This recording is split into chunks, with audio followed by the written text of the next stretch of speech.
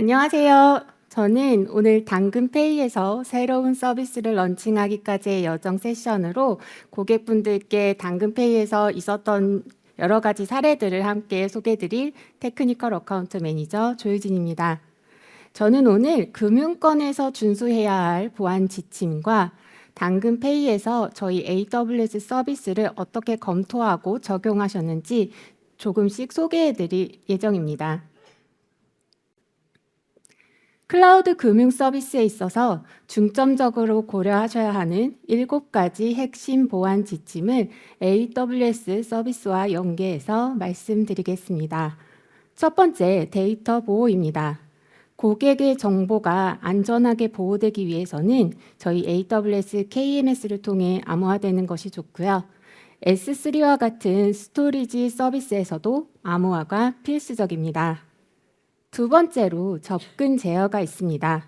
IAM 아이덴티티 센터를 통한 다중 인증과 세분화된 권한 관리로 시스템 접근을 엄격하게 제어하는 것이 좋습니다.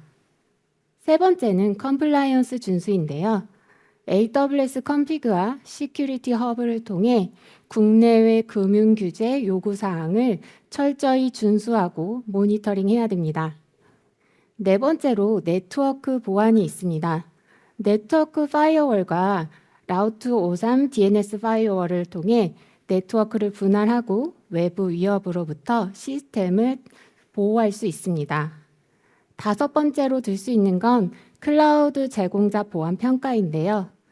저희는 AWS Shared Responsibility라고 해서 공동 책임 모델을 기반으로 아마존 인스펙터 서비스를 사용하시면 워크로드 보안도 함께 관리하실 수 있습니다. 그 다음 여섯 번째로는 백업 및 복구 계획입니다. 금융권에서 백업 및 복구 계획은 굉장히 중요한 부분 중 하나인데요. AWS 백업과 S3 버저닝을 활용해서 서비스의 연속성을 보장하기 위한 운영을 체계적으로 진행하실 수 있습니다. 그리고 마지막으로 위협 감지 및 대응이 있습니다. 위협 감지 및 대응을 위해서 아마존 가드 듀치 그리고 시큐리티 허브를 통해 실시간 모니터링을 진행하실 수 있는데요. 저희 당근페이 고객분들은 실시간 위협 감지를 위해 특히 이벤트 브릿지를 활용하여 자동화된 대응 체계를 체계적으로 구축하셨습니다. 이와 같이 AWS의 포괄적인 서비스들은 서로 유기적으로 연계되어 있어서 효과적이고 안전한 보안 체계를 구축하실 수 있습니다.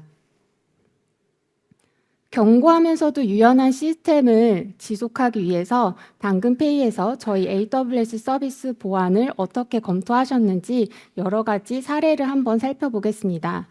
IAM 아이덴티티 센터 같은 경우 사용자가 늘어나도 중앙에서 일관된 보안 정책을 적용할 수 있어서 조직의 성장에 유연하게 대처할 수 있습니다. 네트워크 파이어월 같은 경우 실시간 위협 대응을 위해 트래픽이 증가해도 자동으로 확장돼서 중단 없는 모니터링이 가능합니다. 라우트 53 DNS 파이어월을 통해 VPC 아웃바운드 DNS 트래픽을 필터링하고 모니터링하여 DNS 유출과 같은 보안 위협을 차단하실 수도 있습니다. 아마존 EKS는 IAM 통합, 그리고 네트워크 정책 적용, 보안 모니터링 등을 통해 컨테이너 환경의 포괄적인 보안 관리를 지원합니다.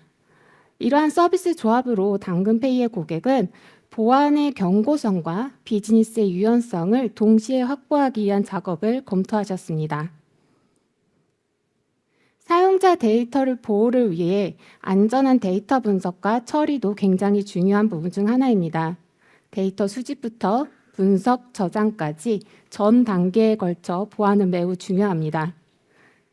MSK는 금융 거래와 같은 민감한 데이터, 실시간 데이터도 암호화된 상태로 안전하게 스트리밍됩니다. 저희 당근페이에서는 대규모 데이터를 레드시프트를 통해서 컬럼 수준의 암호화와 접근 제어로 민감한 고객 데이터도 안전하게 분석하실 수 있는 시스템을 마련했고요. 제휴사와의 데이터 교환은 트랜스퍼 패밀리를 통해서 이루어집니다. 암호화된 전송 채널로 외부와의 데이터 교환도 안전하게 보안 위험 없이 진행하실 수 있습니다. 데이터는 최종적으로 S3에 저장되며 서버 사이드 암호화로 데이터의 보안까지 준수할 수 있습니다. 이러한 엔드-투-엔드 데이터 보안 체계를 통해 당근페이는 고객의 데이터를 안전하게 보호하면서도 저희 AWS에서 체계적인 금융 서비스의 기반을 마련하실 수 있었습니다. 다음으로는 당근페이 사이트 신뢰성 엔지니어 정명길님께서 실제 서비스 런칭 과정에서 어떻게 AWS 서비스를 연계하셨는지 상세히 설명드리도록 하겠습니다. 네, 안녕하세요. 당근페이 사이트 신뢰성 엔지니어 정명길입니다. 저는 당근페이에서 서비스 운영에 필요한 인프라 전반을 담당하고 있습니다. 오늘 발표를 통해서 제가 경험했던 것들을 설명드릴 예정이고, 당근페이에서 새로운 서비스를 런칭했던 경험을 주로 설명드릴 예정입니다. 본격적인 이야기를 하기 전에 당근과 당근페이 서비스에 대해서 간단하게 소개를 하면서 시작을 해볼게요. 당근은 이제 많이들 중고거래로 알고 계시는데, 저희가 중고거래뿐만 아니라 당근페이, 동네생활, 그리고 동네 가게 등 다양한 서비스를 제공하는 지역생활 커뮤니티입니다. 글로벌에도 진출을 하였고 현재도 계속 성장 중인 서비스입니다. 당근페이는 당근의 자회사로 2021년 3월에 법인을 설립하였고 2022년 2월에 전국에 서비스를 오픈하였습니다.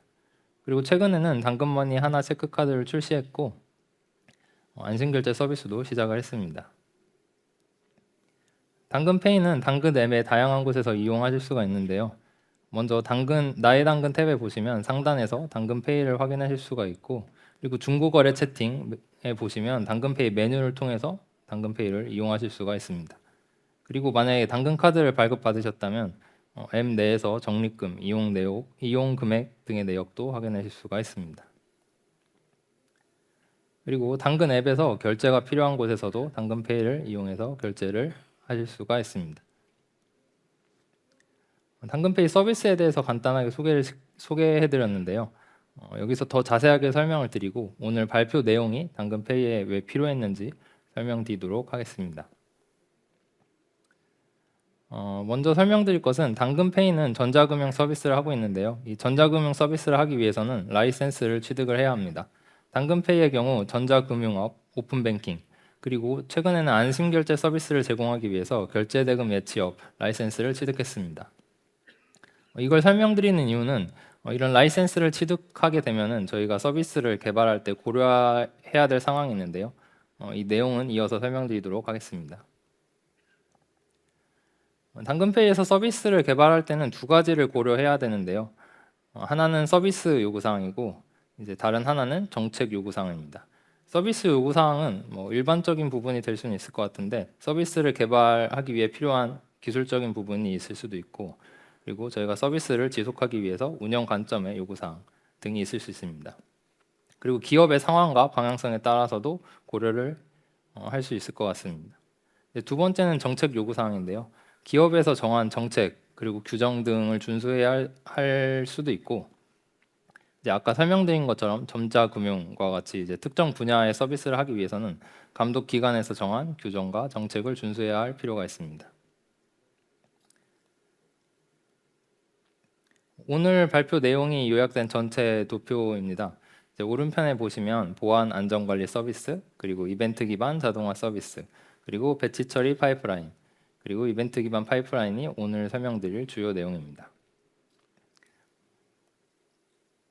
먼저 당근페이 서비스 요구사항을 저희가 어떻게 해결했는지 설명드리도록 하겠습니다. 두 가지 사례로 설명을 드리려고 하는데요. 하나는 이벤트 기반 워크플로우 파이프라인, 그리고 다른 하나는 이벤트 기반의 배치 처리 파이프라인입니다. 자세한 내용은 이어서 소개시켜 드리도록 하겠습니다. 먼저 이벤트 기반 파이프라인입니다. 그림에 보이시는 것은 당근페이의 CDC 데이터 파이프라인입니다. 구성을 간단하게 소개시켜 드리면 저희가 아마존 오로라 데이터베이스에서 CDC로 아마존 MSK 클러스터에 데이터를 적재합니다. 그러면 아마존 EKS 위에 구성된 스트림 프로세스를 통해서 데이터 분석 환경으로 데이터가 전달되는 구성입니다. 저희가 이 파이프라인을 구성한 주 목적은 데이터 분석 환경을 구성을 하여서 저희 서비스의 현황을 파악하고 방향성을 결정하는 게 주 목적입니다. 당근페이는 여기에 더해서 고객분들에게 안전한 서비스를 제공하기 위해서도 활용을 하고 있는데요. 바로 AML과 FDS입니다. AML은 자금 세탁 방지, FDS는 이상거래 탐지인데요. 이 두 시스템이 잘 작동하기 위해서는 거래, 송금 등의 자금 흐름이 발생했을 때 이런 액션이 수행됐다는 이벤트를 잘 전달해 주어야 합니다. 당근페이는 마이크로 서비스 환경으로 서비스를 운영을 하고 있는데요. 보통 이 마이크로 서비스 환경에서 이벤트를 발행하는 것을 보면 각 서비스에서 발행하는 경우도 많이 있는데, 만약 그렇게 하면은 각 서비스 개발자가 이벤트를 직접 관리해야 되는 부담이 있고, 그리고 개발 과정에서 중요한 이벤트를 누락할 가능성도 있습니다. 그래서 아까 말씀드린 거래, 송금 등의 작업이 이루어지면 데이터 변경이 반드시 필요한데요. 이 점을 이용해서 저희는 CDC 파이프라인을 통해서 데이터 변경 사항을 감지해서 아까와 같이 FDS AML 시스템이 작동하도록 구성을 하였습니다. 이렇게 해서 개발팀이 특별히 이벤트를 따로 관리하지 않아도 저희가 FDS AML 시스템에 필요한 이벤트를 발행할 수 있도록 구성이 되어서 이런 개발 리소스를 줄일 수 있는 부분이었고요. 물론 이제 다른 방법도 많이 있겠지만 저희가 적은 리소스를 사용해서 목적을 달성하는 데는 장점이 있었다고 생각을 합니다. 다음은 배치 처리 파이프라인입니다. 당근페이는 다양한 제휴기관과 연동을 해서 서비스를 제공을 하고 있는데요. 저희가 제휴기관과 연동하는 과정에서 SFTP 서버가 필요한 경우가 있었습니다. 근데 당시에 당근페이에 SFTP 서버가 구성이 되어 있지 않았기 때문에 새로 구성을 해야 됐는데요. 이제 저희가 새로 구성을 하려다 보니까 이제 개발 리소스도 있고 인프라 운영 리소스도 있어서 좀 부담이 되는 상황이었습니다. 그래서 AWS의 매니지드 서비스를 사용하기로 결정을 했고, 트랜스퍼 패밀리를 사용을 했는데요. 트랜스퍼 패밀리를 사용하면 저희가 파일 서버를 손쉽게 구성할 수 있고 저장소로 S3, EFS를 사용할 수 있습니다. 저희가 여기서 느꼈던 가장 큰 장점은 S3를 저장소로 활용할 수 있는 점이었는데요. 왜냐하면 만약에 SFTP 서버를 구성한다고 하면 어플리케이션에서도 이에 대응하여서 개발을 해줘야 되는데 S3 같은 경우는 이미 어플리케이션에서 잘 사용을 하고 있기 때문에 추가적인 개발 리소스를 많이 투입하지 않아도 연동 작업을 마무리할 수 있었습니다. 그리고 S3의 다양한 기능을 활용할 수 있는 어떤 여지가 생기는데요. 당근페이의 사례를 하나 예를 들어서 설명드리려고 합니다. 저희가 배치 처리 과정에서 운영상의 문제를 겪었던 적이 있었는데요. 먼저 업무를 소개시켜드리면 오전 10시에 데이터 파일을 전달을 받고 이 데이터 파일에서 이제 배치 처리를 실행시키는 그런 업무였습니다. 아까 이제 앞에서 설명드린 SFTP를 통해서 데이터 파일을 전달을 받았고요. 근데 이제 10시에 데이터 파일이 전달이 되기 때문에 저희는 11시쯤에 이제 배치 처리가 동작하도록 이렇게 구성을 했는데 세 가지 문제가 발생을 했습니다. 첫 번째는 데이터 파일의 크기가 크거나 이제 네트워크 문제 등이 있어서 파일이 전송이 지연될 수가 있겠죠. 그리고 두 번째는 전송 과정에서 오류가 발생을 해서 이제 원래 약속된 10시에는 전송이 되지 않았고 나중에 다시 전송하는 경우가 있고, 그리고 세 번째는 이제 파일에 작성된 데이터 자체가 오류가 있어가지고 이제 파일을 아예 새로 전송해줘야 되는 경우가 있을 수 있습니다. 이 세 가지 케이스 모두 11시에 이제 파일이 없을 수가 있어서 그러면 배치 처리 시스템이 실패하게 되는데요. 이런 상황이 이제 몇 번 생기다 보니까 개발자분들이 매일 오전에 배치 처리 시스템이 잘 수행이 됐는지 결과를 확인하고 만약에 문제가 발생했다고 하면은 이걸 재시작 실행시켜 줘야 되는 그런 이제 매일 뭔가 비효율적인 상황이 발생을 했습니다. 그래서 저희는 이 상황을 개선하기 위해서 다음과 같이 구성을 했습니다. S3의 노티피케이션 기능을 활용을 했는데요. 이 기능은 S3의 다양한 이벤트들을 받아볼 수 있는 기능입니다. 저희는 이 이벤트를 SQS를 통해서 받아서 EKS 위에 있는 배치 처리 시스템이 구동되도록 구성을 했는데요. 파이프라인을 설명을 드리면 아까 이제 SFTP를 통해서 데이터 파일이 전송이 되고 그게 S3에 저장이 되면은 S3 노티피케이션에서 S3 오브젝트 크리에이티드 이벤트를 보내주게 됩니다. 그럼 저희는 이제 파일이 생성된 이벤트를 받을 수 있기 때문에 아까처럼 이렇게 정해진 시간에 배치 처리를 하는 게 아니라 이벤트를 받은 이후에 처리를 하도록 구성을 했습니다. 그리고 저희가 뭐 아까 이제 세 번째 케이스 경우에는 이제 파일을 아예 새로 재전송하는 경우가 있었는데요. 이 경우에도 똑같이 파일이 새로 생성되기 때문에 이벤트를 받아서 동일하게 처리할 수 있고 어플리케이션에서 분기만 잘 해주면은 이제 파일이 재전송되는 경우에도 자동화하여 처리할 수 있었습니다. 이제 두 번째는 저희 정책 요구 사항에 해당하는 부분을 당근페이에서 어떻게 해결했는지 말씀드리려고 합니다. 저희가 그 정책 요구 사항에 해당하는 핵심 키워드를 가지고 왔는데요. 세 가지 키워드가 있습니다. 첫 번째는 보안으로 이제 저희가 사용자 정보와 자산을 관리를 하기 때문에 이 정보와 자산을 보호하기 위해서 중요한 부분입니다. 그리고 저희와 같은 전자금융 서비스의 경우에는 더 민감하고 이제 자산을 직접 다루기 때문에 특히나 더 투자가 되어야 되는 부분입니다. 그리고 두 번째는 업무 연속성인데 이 업무 연속성이라는 단어가 좀 낯설게 들릴 수도 있지만 이게 흔히 말하는 가용성이라고 생각하시면 쉽게 이해가 될 것 같습니다. 한 가지 예를 들면 당근페이 같은 경우는 이제 저희가 아까 말씀드린 것처럼 사용자 자산을 다루기 때문에 서비스에 문제가 발생해서 지금 내가 당근페이에 있는 자산을 활용을 해야 되는데 그걸 활용하지 못하게 되면 매우 곤란한 상황이 발생할 수가 있잖아요. 그래서 저희는 이 업무 연속성을 보장하는 것도 매우 중요한 일입니다. 그리고 세 번째는 망분리입니다. 망분리의 경우에는 보안 카테고리랑 묶을 수도 있기는 한데요. 이 전자금융에서는 망분리가 굉장히 중요한 키워드이기 때문에 따로 분리해서 설명드리려고 합니다. 간단하게 설명드리면 업무망과 외부 인터넷망을 분리해야 된다는 내용인데 자세한 내용은 뒤에서 설명드리도록 하겠습니다. 먼저 보안을 살펴볼 건데요.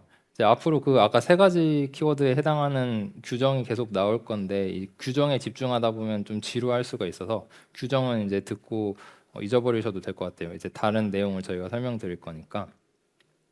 그럼 이제 전자금융 감독 규정을 보면은 최소한의 서비스 번호와 기능만을 적용하고 업무 목적 이외의 기능 및 프로그램을 제거할 것 이렇게 되어 있어요. 그럼 여기서 저희가 해야 될 것은 EC2 인스턴스를 딱 띄웠을 때 거기에 불필요한 포트와 불필요한 프로그램을 제거한 채로 저희가 운영을 해야 되는데요. 당근페이에서는 이벤트 기반으로 EC2 설정을 자동화하도록 구성을 하였습니다. 저희가 AWS에서 인프라를 효율적으로 활용하기 위해서 오토스케일 구성을 많이 하시는데요. 오토스케일 구성을 하게 되면 EC2 인스턴스가 생성되고 삭제되는 일이 빈번하기 때문에 이걸 일일이 설정해 주는 것은 매우 어렵습니다. 그래서 자동화 시스템이 필요한데요. 저희는 그림과 같이 자동화 시스템을 구성했습니다. 구성을 설명드리기 전에 먼저 설명드려야 될 것이 저희가 두 가지 EKS 클러스터를 운영을 하고 있는데요. 왼편에 보이시는 것이 저희 서비스 운영을 위한 클러스터이고 오른편에 보이는 것은 저희가 인프라 운영을 위한 클러스터입니다. 그래서 이런 이제 인프라 구성 작업을 하는 경우에는 이 인프라 운영 클러스터에서 처리를 하고 있습니다. 이제 다시 구성으로 돌아와서 설명을 드리면 이제 EKS가 새로 생성이 되게 되면은 이 이벤트를 아마존 이벤트 브릿지를 통해서 받아볼 수가 있는데요. 저희가 EC2 생성에 관련된 이벤트들을 받아서 운영 클러스터에서 이 이벤트를 EC2가 생성된 것을 감지해서 앤서블 스크립트를 통해서 이 새로 뜬 EC2 인스턴스를 설정할 수 있도록 자동화하였습니다. 근데 이 구성이 저희가 최종적으로 가려고 하는 구성은 아니고요.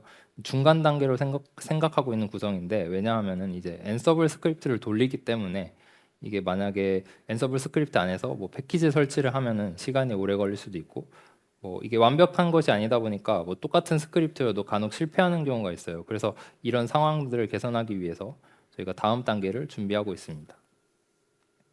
이 구성은 저희가 아직 뭐 완성된 구성은 아닌데요. 이렇게 구성하려고 계획을 하고 있습니다.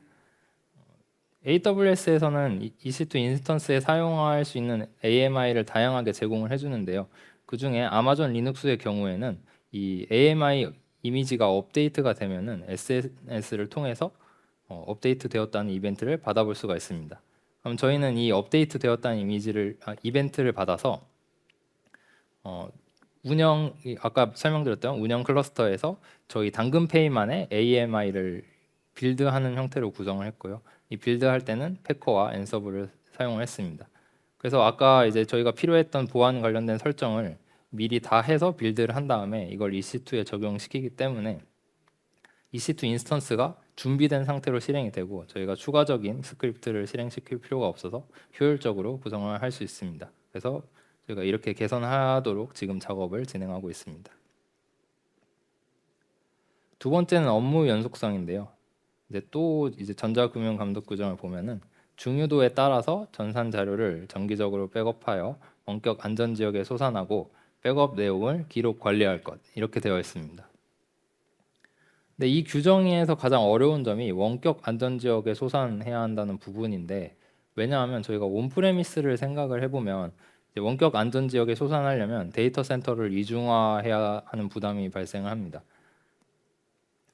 왜냐하면은 이 세부 지침을 보시면은 이 원격 안전 지역은 물리적으로 일정 거리 이상 떨어진 안전 지역이 되어야 되는데 저희가 그렇게 소산하려면 데이터 센터를 이중화할 수밖에 없어서 저희가 새로 데이터 센터를 구성해야 하는 그런 부담이 발생합니다. 근데 이제 저희는 클라우드를 사용하고 있기 때문에 이걸 이제 보다 손쉽게 구성을 할 수가 있습니다.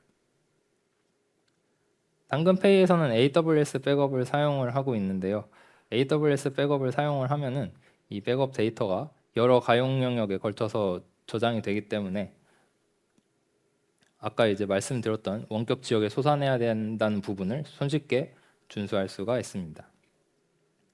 그리고 또 다른 장점은 원래 데이터베이스 S3, EC2 각각 백업을 설정을 할 수도 있는데 이 AWS 백업을 사용하면 정책 기반으로 중앙에서 백업을 관리할 수가 있고 그리고 저희가 여기서 뭐 백업에 대한 기록도 남길 수가 있거든요. 그래서 나중에 증적 자료가 필요할 때도 그런 기록들을 활용할 수가 있습니다. 그리고 마지막으로 망블리입니다. 금융권 오픈 API 이용기간 자체 보안 점검 가이드를 가지고 왔는데요. 망블리에 대한 규정도 따로 있기는 한데 이 가이드에서 구체적인 내용이 나와 있어서 가이드로 가져와 봤습니다. 내용을 보시면 인터넷을 통한 악성 코드의 반입, 정보 유출을 방지하기 위하여 정보 처리 시스템에서 인터넷 및 그룹웨어 등에 대한 접속을 통제해야 한다 이렇게 되어 있고 제가 설명드릴 부분은 정보 처리 시스템에서 인터넷으로의 접근을 통제하는 부분을 설명드리려고 합니다. 당근페이에서는 AWS에서 제공해주는 관리형 보안 서비스를 사용해서 통제를 하고 있습니다. 첫 번째는 AWS DNS 파이어월입니다. DNS 파이어월을 사용해서 저희가 사전에 허용된 도메인만 접속할 수 있도록 그렇게 구성을 하였습니다. 당근페이에서는 보안 계정과 서비스 계정 이렇게 나누어서 관리를 하고 있는데요. 보안 정책 설정 같은 경우는 AWS 파이어월 매니저를 통해서 보안 계정에서 설정을 하고 실제 정책이 실행되는 곳은 서비스 계정에서 실행됩니다. 그럼 여기서 로그가 쌓이는데 이 로그는 다시 보안 계정으로 수집을 하여서 보안 계정에서 보안 관련된 관리를 한꺼번에 할 수 있도록 구성을 하였습니다. 이렇게 하면은 보안팀과 협업할 때 보안팀에게는 그 보안 계정에 대한 권한만 드리면 돼서 원활하게 협업을 진행할 수가 있었습니다. 두 번째는 아마존 네트워크 파이어월인데요. DNS 파이어월만 가지고는 이제 인터넷으로 나가는 모든 트래픽을 통제할 수 없기 때문에 저희는 추가적으로 네트워크 파이어월을 구성을 해서 인터넷으로의 트래픽을 통제할 수 있도록 구성을 했습니다. 그림에 보이는 구성은 저희가 네트워크 파이어월을 구성할 수 있는 가장 손쉬운 구성인데요. 구성을 보시면 프라이빗 서브넷, 퍼블릭 서브넷을 거쳐서 파이어월 서브넷을 통과하여 인터넷 게이트웨이로 가도록 구성이 되어 있습니다. 근데 저희가 일반적으로 프라이빗 서브넷이랑 퍼블릭 서브넷은 이미 구성이 되어 있기 때문에 여기에 파이어월 서브넷 레이어만 추가하시면은 네트워크 파이어월을 사용하실 수가 있습니다. 당근페이에서도 맨 처음에 도입할 때는 이 구성으로 네트워크 파이어월을 도입하여 사용을 했습니다.